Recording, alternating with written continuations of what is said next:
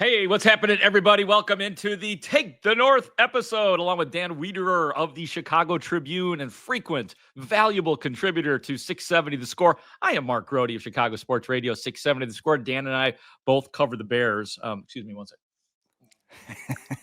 Just a little sip of one of the greatest drinks that I'm just now discovering.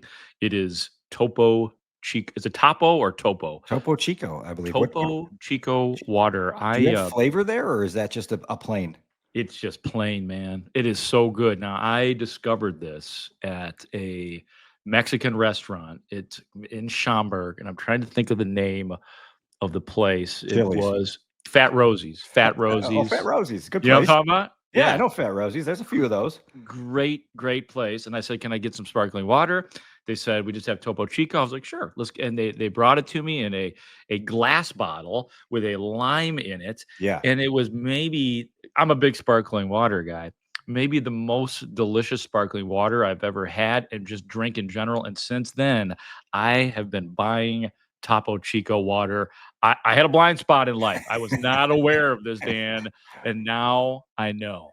Well, we may have a potential sponsor here because I've got a couple connections here. Studs pointed out your drink today before we started recording. And first of all, they make a hard seltzer version of Topo Chico. And that's where I'm going to go with this because my neighbor drinks what you're drinking there, the regular version. But he shows up sometimes to like the youth sports meetings with a bottle, like the hard bottle of Topo Chico. And you always feel like at first glance that he just walked in with some sort of alcoholic drink, but it's just that.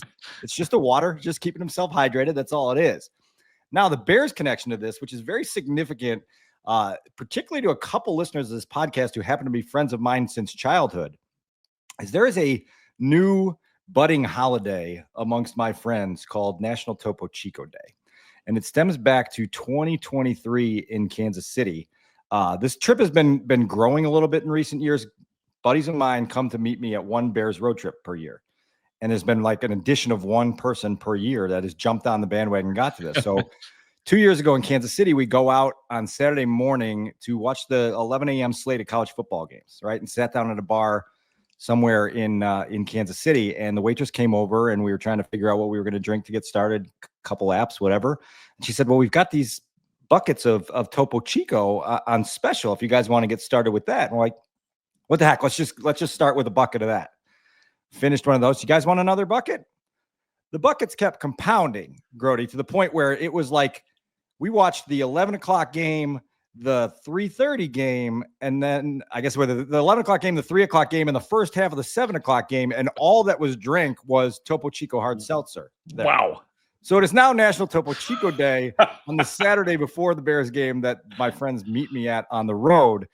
The reason that it's significant this week is because the schedule comes out Wednesday, tomorrow. And so that becomes a thread that I've got to keep up with in my smartphone to figure out when they are determining that National Topo Chico Day is. Oh, that's amazing. It doesn't matter. They say, what makes sense? I said, well, listen, I will be at every Bears road game. So I am the easiest person to be part of National Topo Chico Day. But maybe our listeners can join us somewhere, and maybe we get a sponsor out of this, Grote. I love it because it's genuine, and I feel like a child discovering something that I hadn't discovered. I don't know what it is. Like, you got to get the flavored stuff too, right? Like you've got okay. Yeah, just to get a little, citrus in there every once in a while, just to feel really refreshed and hydrated. Yeah, well, no, I'll put a lime in here eventually. This is like the plastic bottle. I prefer the glass. There's something about the glass bottle. It feels fancier and tastier, doesn't it? The glass bottle. It is. There's more refreshing, a better cold factor to it, or something. You're old enough to remember when we were kids, and like your parents would have the like single serving bottles of Pepsi, right? Oh yeah, the recyclable bottles. You're talking about like a 6-pack of the large bottles. Large bottle of Pepsi, and you'd sit out on the front steps and take one of those down. Yeah, that was like even before diet beverages. It was like, it's a Coca-Cola. Enjoy your Coca-Cola.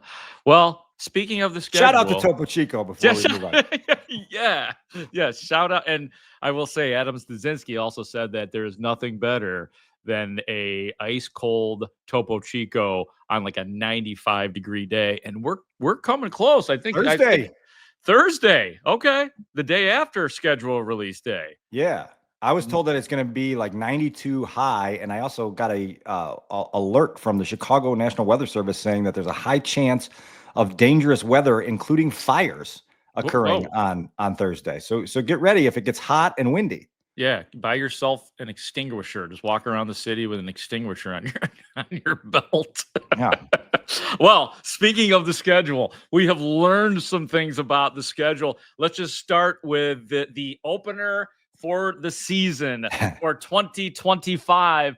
It is, of course, we knew it was going to be the Philadelphia Eagles. Their opponent will be the Dallas Cowboys, September 4th on NBC on Sunday night. Of course, it's the damn Cowboys. I suppose that's a good NFC matchup, though. I made it public. My wishes for the Bears to be on that stage for the NFL kickoff festivities. I made a public plea for that, both on this podcast and in the Chicago Tribune. And the NFL schedule makers took a dump on my request and sent the Cowboys to Lincoln Financial Field for opening night.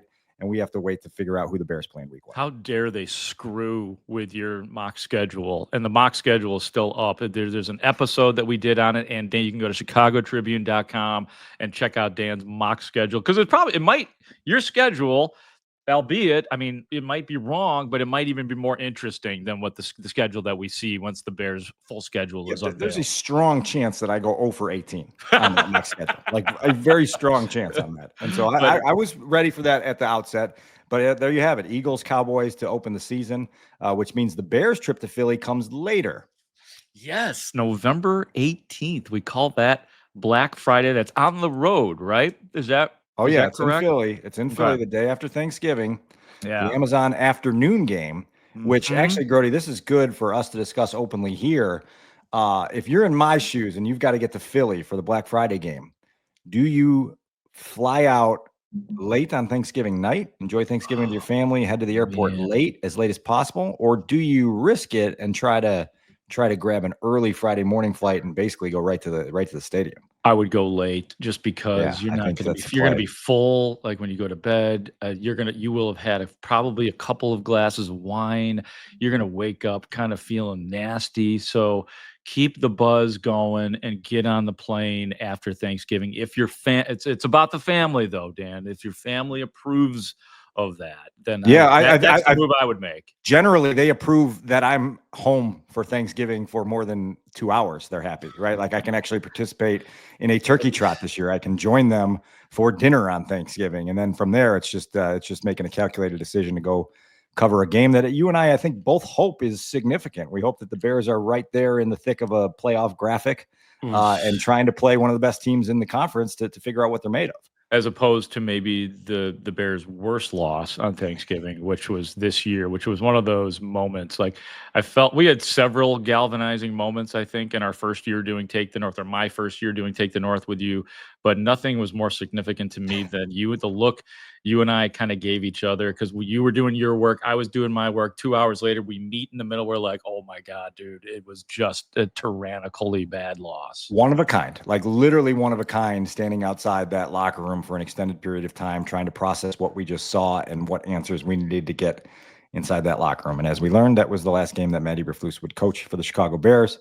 And he'll be back at Soldier Field this year, and we'll find out what date that is on Wednesday. Yeah, looking forward to that. The only other one that we know right now, and this one is official. I mean, the Bears leaked this one out, of course. Bears-Packers. The Bears host the Packers on December 20th.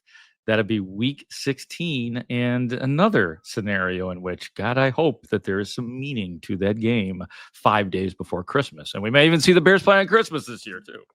Well, see, there you go, linking things together. This game that you just mentioned on December 20th against the Packers is a Saturday game. Christmas this year is on a Thursday. And so you would assume that the NFL would do their best to give the teams that are playing on Christmas as long of a runway and as long of a lead up to Christmas as they can. So those Saturday teams may find themselves playing on Thursday on Christmas. There's been some rumblings. These are all just speculative rumors floating around the interwebs that the Bears would travel to Washington on Christmas Day to play the Commanders. Caleb Daniels rematch. Yeah. There's a lot of things going on that day. It's not just Santa coming around. There's a lot of things to unpack and unwrap on that day. If that that matchup materializes in that way. But we'll wait and see formally. Again, I don't normally share salacious rumors from the interwebs, but that's a salacious rumor from the interwebs. Yeah, it's a fun one. And you know what? I'm going to take that salacious rumor and I'm going to kick it up a notch and predict that Tyreek Stevenson will have a pick 6 in that game. Oh boy. You already know I'm picking a offensive lineman touchdown in that game. So, we got a lot of predictions to stand by on the. Well, that's right. And again, you look like that you would imagine Leo the 14th would find himself a TV on that night. Oh boy. Oh yeah. All right. Like douse the place with holy water. I mean, like all the bears get a little spritz. Everybody gets a little spritz of the water, of the blessed water. Yeah. Yeah, man. The Pope Leo factor is going to be real this season. Another thing that was real, and the schedule will be coming out, so we'll get all of this figured out. Rookie minicamp happened this weekend, and I'll be straight up with everybody. I was not there because I had other assignments with Chicago Sports Radio 670 The Score, but Dan was there. So Dan, I would like you to lead us through some of the best audio. And you said something actually really smart on the score, and that's why we're going to play a bunch of audio. I heard your hit, and it was excellent as always. It's really more of, I'm quoting you or paraphrasing, more of what we heard than what we saw, because there's just not a lot to discern on the field in a rookie freaking minicamp. There's just not. Yeah, so I'll be the storyteller and take us through what those 3 days were up in Lake Forest. I did notice as I was looking to speak with you out at rookie minicamp over the weekend that you were not there. And I thought, since Grote became part of this podcast, he's become exponentially more important. And he's always got he's got more important things around the world. I'm happy for you. I was jealous that you didn't have to sit through some of that, because it was a little bit like watching paint dry. Just watching a bunch of guys you've never heard of try to get through their position drills for a little while. But that's the nature of the beast. And as you mentioned, like I do think there was much more to gain with your ears than your eyes. You know, this is really short practices out there at Haugh. You're talking about an 8-man draft class, including the headliner who can't participate right now. A bunch of tryout guys, some undrafted free agents, a coaching staff that is really working together for the first time, a head coach who's just learning how to be a head coach and run practices and do things that feel right, and just structure it accordingly. And so we're going to go down a couple different paths of things that I thought were significant from the weekend. It was not a weekend void of significance, but I do warn the audience that trying to manufacture and inject extra significance into those 3 days is a futile cause. And we're not going to do that. And we'll tell you what we heard, because I do think like you can get one of the things that we talked about on the score on, I guess it was Monday, was, this idea that Luther Burden has been really important in the lens of the Chicago Bears for the last couple of weeks since the draft occurred. When you zoom out, Grote, and you realize like where Luther Burden falls in the pecking order of what the Bears need to figure out offensively, he's way down the list. You're talking about Caleb at the top. You're talking about DJ and Rome. You're talking about figuring out DeAndre Swift and whoever else is going to be in the backfield, Colston, Cole Kmet, and then eventually offensive line. Eventually, left tackle, which we'll get to in a minute. Eventually you get to Luther Burden. So there's a big difference between what's important and what's important now. And so Luther Burden's kind of one of those what's important now guys. Fun to talk to him again, to hear him kind of carry that chip on his shoulder, tell the world that everybody that passed in him has got to pay. But there are more pressing things for the Bears to unpack. And we're going to get to some of that here, starting with the new head coach, as I mentioned, with Ben Johnson sort of settling into his role. I left Saturday's session at Haugh realizing, man, this is super early in the process. And Ben had said something on Friday, like, we haven't even installed a play with a specific formation yet. Right. And so I think you have this impression for a while, because the hype's been building since January, that it's just like Ben Johnson comes in, you sprinkle some magic dust on everything, and everything is a finished product and ready to go.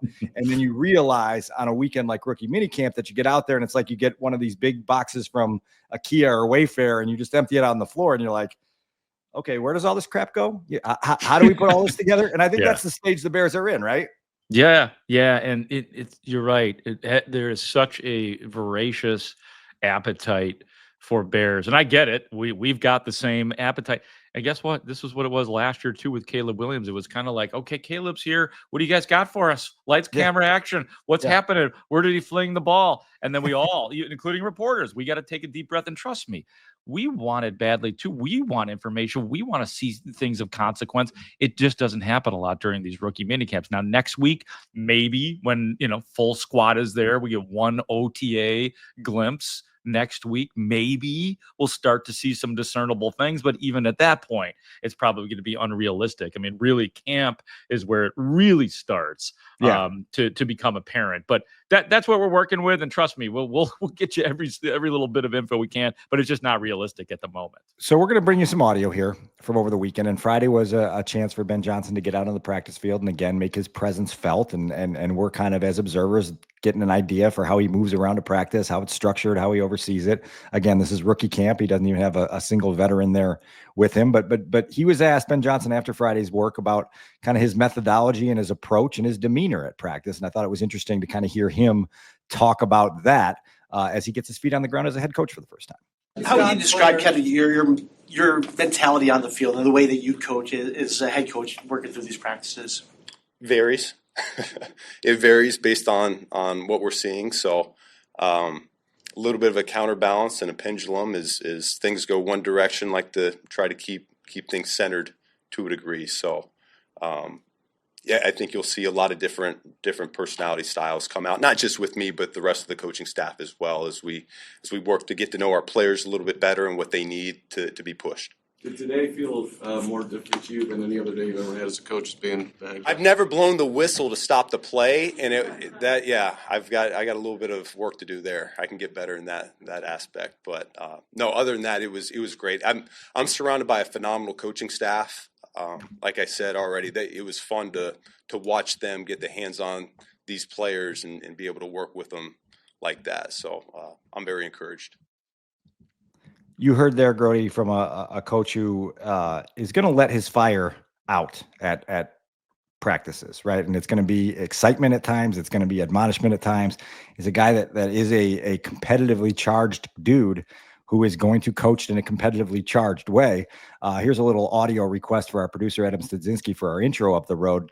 Colston Loveland, the rookie, was very complimentary of Ben Johnson's coaching style immediately. But he said, he's no nice guy. I've seen him getting on butt. So not in butt. That when the enemy said on butt. that. Yes, he's getting on butt. On butt. We've had in butt, on ass. Yes, we've had all. So, but I digress. Just to say that there is an acknowledgement that Ben Johnson isn't going to tiptoe around mistakes, right? Like that's how I would phrase it, Colston. Next time that you're up at the podium, we'll say he's not going to tiptoe around mistakes. But I like what Ben's got going on right away. Now, again, I've said it a number of times. It's a very different thing coaching guys who just got drafted 2 weeks ago and a bunch of guys who are just hopeful that they get another invitation back to those very same practice fields for another workout at some point. And then trying to translate that over to guys that have been in the league 6, 7, 8, 9 years, and so there'll be different styles as it's related. But you heard Ben there talk about a pendulum, right? And just trying to keep things balanced. If things are going one way, we try to balance it. If it's going the other way, try to balance it. It's going to be fun to observe him because I think he's going to be a colorful coach to watch during the next few months. Yeah, the mentality varies, as he said. Part of it too, like what I heard generally speaking is, yeah, he's going to have that personality. He's learning how to. He's never blown the whistle to stop the play. That was not his job. That was Dan Campbell's job in Detroit. So while he was of a very important authority figure in Detroit, it's a whole lot different when you're in charge of every single person and player that is on that field, unless Ryan Poles or Kevin Warren wanders out, which sometimes they will do. Sometimes we'll see the big bosses kind of standing off to the side in their sunglasses, seeing what's going on. But yeah, I mean, that's the whole thing with Ben Johnson.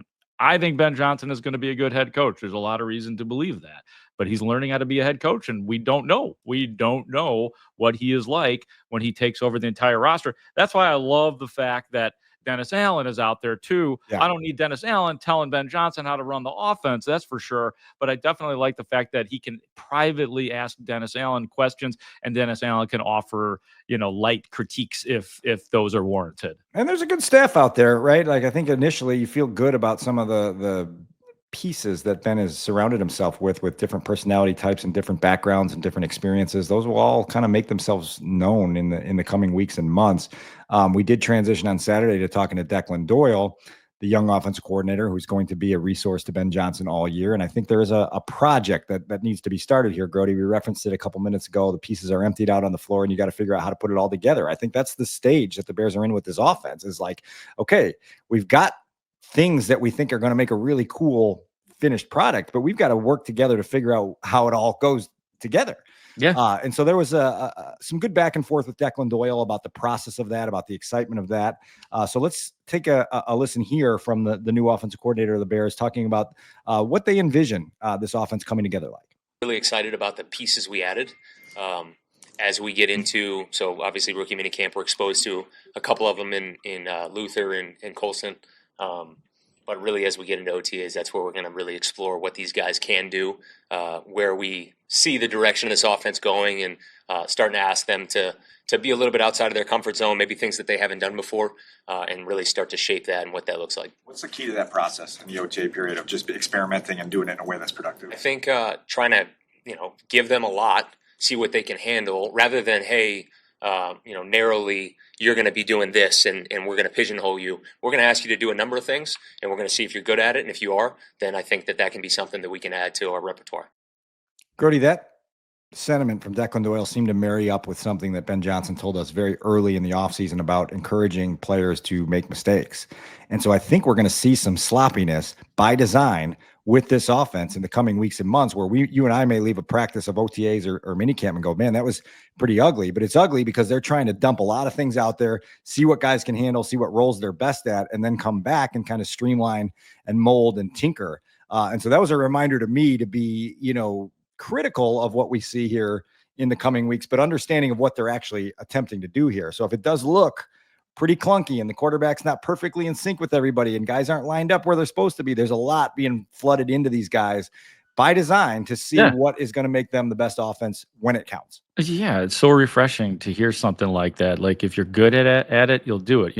That's one area where I would give credit to Ryan Pauls, because these are his guys. He drafts these guys, but he's told us, Dan, around the building, that it is like, look, now it's up. Like when we asked him about where is Shamar Turner going to fit in, his answer is, well, that's up to the coaching staff. What about the offensive line? Well, that's up to Dan Rauscher. I mean, and look, Pauls, of course, is going to have input. He's got desires, but this is why you brought in Ben Johnson and this coaching staff that you have, is to find out what they're good at. Let the coaches be the coaches and let them learn, and not force feed positions, even if those were the exact scenarios that they were good at in college. But that was college, and this is the NFL. Yeah. And so that project is daunting. It's a pretty big project that they're undertaking. And so we continued that conversation with Declan Doyle, just sort of getting a little bit more of his perspective on what's going to happen and why the Bears feel good about what they have the potential to build, because as we all know, they've got pieces, right? Like those are some good playmaking pieces, some good offensive line pieces they've added. They've got things now to do something fun with. Here's Declan Doyle a little bit more on that topic. I think I'm just eager to work with our staff, work with our players, and start to make it ours. And all these days are building blocks, and they're habits that we create that carry us in these big moments that are later in the season. At the end of the season, we're going to be able to look back at the tape and say, hey, this is our resume, this is what we did. But the biggest thing is just the relationship with all these guys and being able to attack it every day with them. When you see all the pieces you added to all the different position groups, what gives you the most hope that you've got everything you need to work with? I would say it's just a special group of people. Like it's a group of people that we are excited about the direction that this place is going. We're bringing in people that are like-minded, that fit the vision of the head coach, the ownership, the GM top down. And when you bring a group of people together that are like-minded and attacking a goal together, I think that, a lot is possible. Grote, I was encouraged as a reporter in that room to listen to Declan Doyle describe some of those things, because we're going to have to talk to him every single week, and he's going to be part of our, rode into understanding some of the insight and analysis of where the Bears offense is and where they're evolving to. And so it was cool to hear him articulate some of that, to share some of the vision, to obviously be a second voice for that offense. Ben Johnson will be the prominent one for sure. But I'm not sure what you took away from that, but it felt cool to kind of get that perspective. I had a very specific thing that I took out of all of that, and I'll just give you the word. It's identity. We do this exercise every year, like in the bad Bears years. Like I don't know what the Bears' identity is since 2018, and that it was elite defense. What's the Bears' identity? We're always asking that question, and I don't know what the Bears' identity is now. But at least like when he's talking about make it ours, the vision, all of that kind of stuff. That's building the identity of the Chicago Bears, and they don't know what it is yet, and that's okay. Like I don't need them to know. And this is going to be we're going to be a run first team. I don't need that'd be great. I don't need to hear that right now. You know what I mean? Like we're going to be a defensive team. That'd be great if that's what it is. But like the idea that they might have an actual identity this year is very exciting to me. Yeah, and it's going to be cool to watch that form. I do think that you bring up a point there that's really valid. That these guys aren't trying to force feed us nonsense just to sound smarter. They weren't afraid this weekend to be like, look, like we're in the really early stages of this, and we've got to figure a lot of this out. We'll circle back with you when we have some of it figured out, right? And so like it's cool to have that refreshing honesty. It kind of recentered me. I'm like, okay, I need to kind of change the lens that I'm using here on this for the next stretch here before we break for summer break with the OTAs and the mini camp that are coming. And that's important. It's important to have that and to bring that forward. I do think that when we look at this offense generally, the one position that we're most interested in is who's starting at left tackle in week one, and by extension, who's starting at right tackle in week one. And so that conversation had some pieces in rookie camp, and I'd imagine that's a question that you're pretty intrigued with as well, right? Oh, absolutely. You get a little Ozzy Trapilo action there for us. Yeah. As a matter of fact, we do. Look, you got the giant rookie, a second round pick out of BC, Ozzy Trapilo, out on the field for the first time. This is the third time we've talked to him. We're talking about draft night, the day after he was drafted, and then at rookie camp. And there's a presence to this guy. It's a very polite presence, but it's also like a very professional presence of a guy that, like, you know, you've known these people in your life, in your pockets of whatever industry you're in, whatever schools you went to. Like, the dude takes care of his business like every single day. And that was kind of apparent at rookie camp with the way he carried himself on the field and then articulated himself off the field.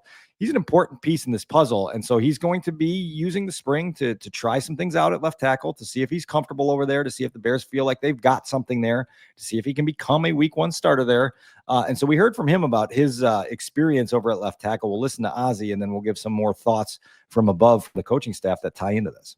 I mean, you know, throughout college, I knew that I wanted to play in the NFL. So doing so, you have to be versatile. That's the quickest way to get on the field. So, you know, after practice, even though I was the right tackle the last 2 years in college, working left, making sure that it's still smooth, still feels good, especially after the season. You know, I was working more left than right just because catching up for lost time. So it felt good today.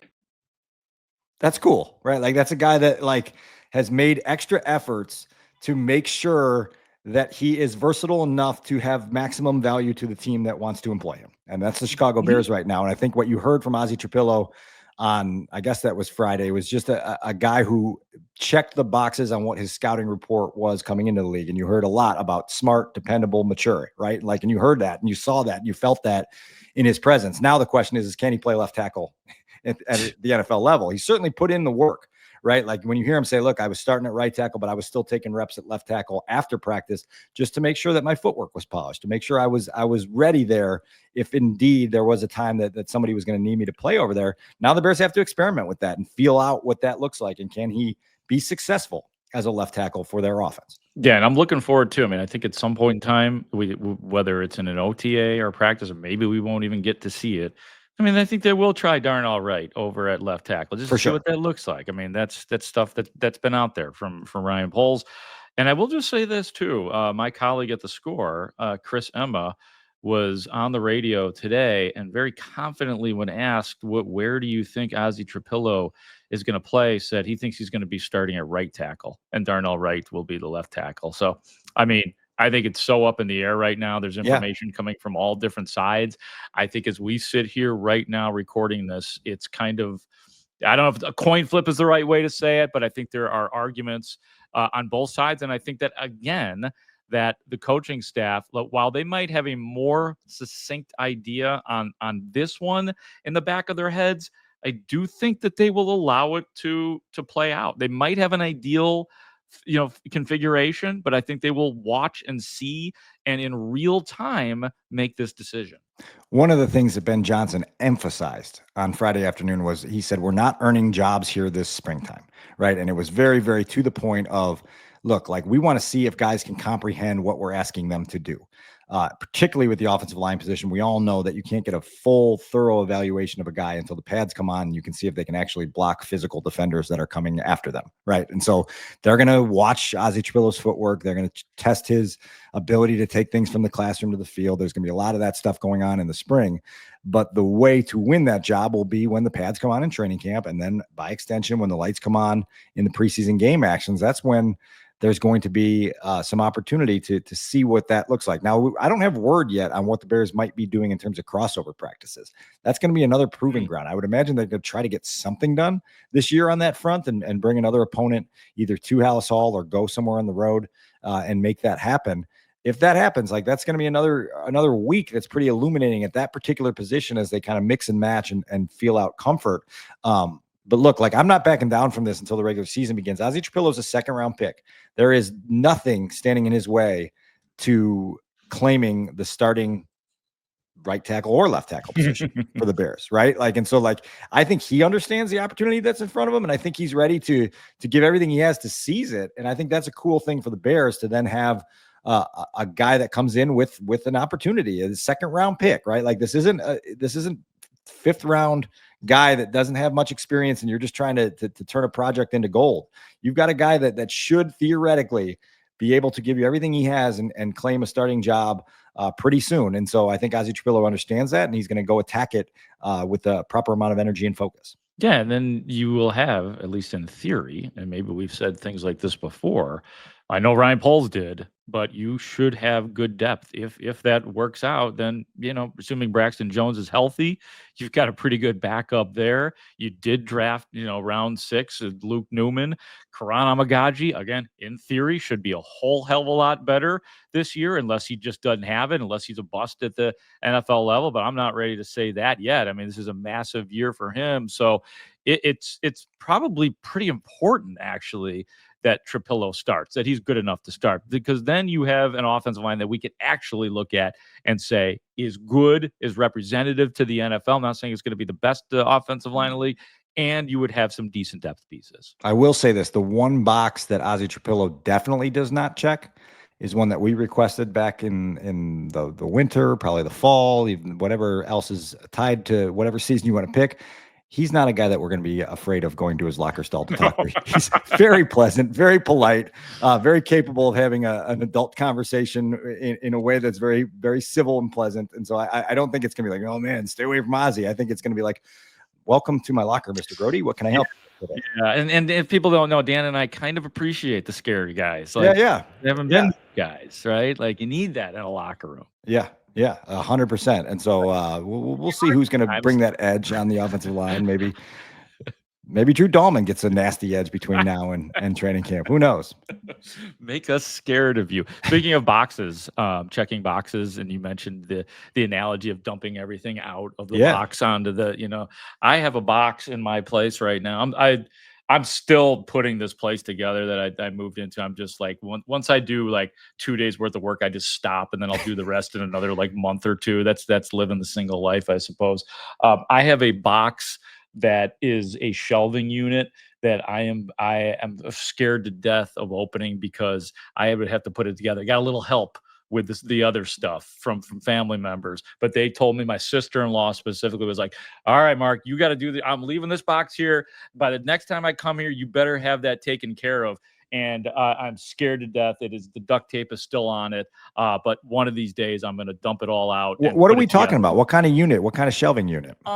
It's just, I don't really know. It's like just a standard thin shelving unit. I think it's like 6 shelves tall or so. It's that can go like in the corner of my room, of my bedroom. Are you going to anchor it to the wall so that the cat doesn't pull it over? Ooh, that's a good thought too. Yeah, the cat, Dave the cat, has to be taken in account, and including when I'm recording this podcast, and just about everything. The thing about cats, though, is you just never know what they're gonna mess with. Like you could buy them all the toys. I'm sure this is the same with children too. That you can buy them all the toys in the world, and they'll find something made up to play with. And just like children, they get bored with stuff after a while too. Like I have a drawer full of stuff that he no longer plays with. So, well, I have faith. Maybe we do an unboxing and a building episode of Take the North. It'll be like the Mark Grote handyman bonanza that we can do here live on Take the North, and we can let people in on what we're like behind the scenes. No, I just get so Dan. I just get so pissed off. Like the reason that I haven't even opened the box because I know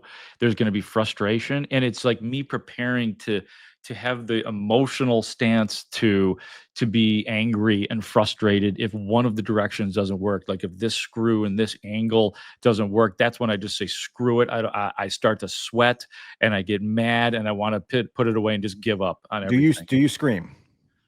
Yeah. No, I swear. I can hear the voice of my late father in every project he ever did in my head right now.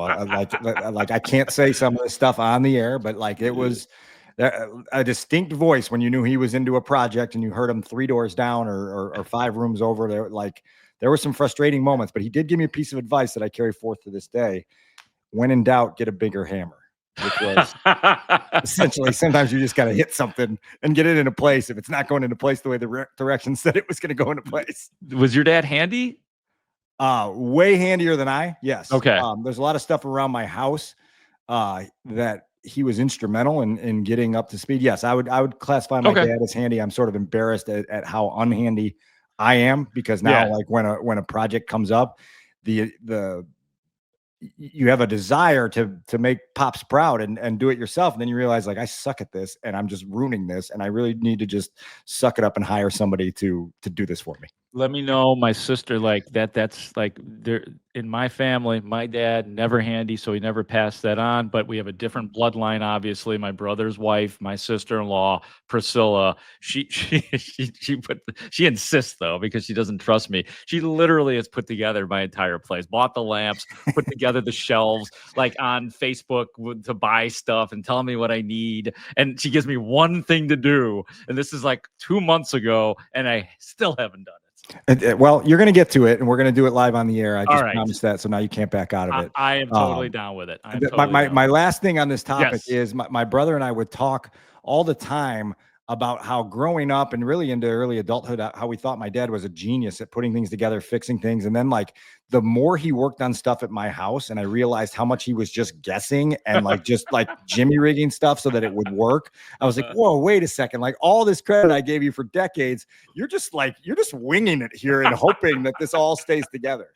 You're just a slob like the rest of us, man.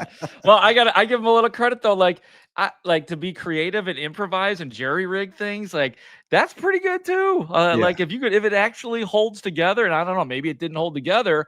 I'm going to give your dad a little more credit than you guys are giving your dad. I mean, there's certain things around my mom's house now where you're like, what the heck? Like how was this put in place like this? Like, why would you do this? And so then like, there's really no one doing it at this point. And you're just like, well, I hope it lasts. Yeah. Yep. And when in doubt, duct tape, the most important thing. You know, it's funny, and we got to get out of here, but literally there is a hardware store right next door to me, my building, that is going on, unfortunately, sadly, because I hate to see, it's an Ace Hardware. I hate to see those go 50% off. So I'm going to go buy, in the honor of your dad, I'm going to go buy a really big effing hammer. Ace is the place with the helpful handyman. That's right. No, Dan. Dan, they say the helpful hardware person now. Oh, no. I was just singing a jingle from my my childhood. No, it's okay. I think everybody would accept the helpful hardware man. Yes, that's what I grew up with too. Absolutely. Until then, Bears, for Dan Wiederer of the Chicago Tribune, for our wonderful executive producer, Adam Studzinski, I am Mark Grote saying thank you for watching and listening to the Take the North podcast. Great talk. See you out there.